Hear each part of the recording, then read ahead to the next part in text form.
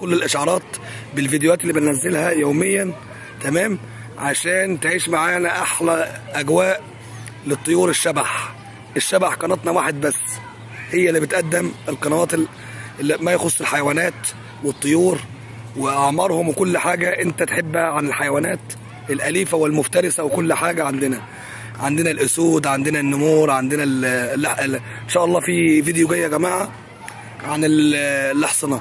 ان شاء الله هنعمل فيديو جامد قوي قوي قوي ان شاء الله الاسبوع الجاي، تمام، عن الاحصنه، وهنصور الخيله، وهنصور التصوير بتاع الخيله كله، تمام، هنصور الخيله ان شاء الله، تمام،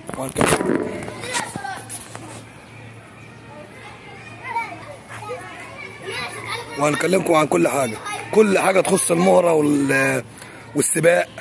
في ناس مغرمه السباق والحصان العربي، ناس مغرمه بالحاجات دي قوي. هنعمل احلى فيديوهات هناك ان شاء الله باذن الله. على العموم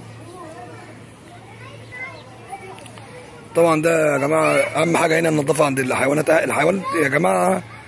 احساس اي روح، دي روح،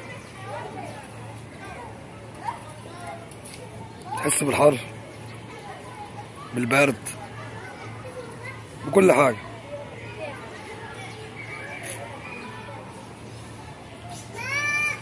ده قرونه صغيره اهو، شايفين الماعز ده، وده الحيوان لاما. مش عارف هم حاطين اللاما معاهم ليه، مش عارف، بس اللاما دي تقريبا دي الانثى اهي راح عشان تاكل.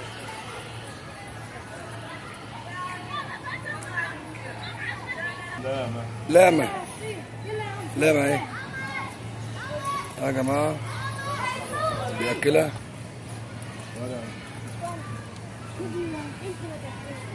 الراجل بياكلها اهو. خد يا عم اكل.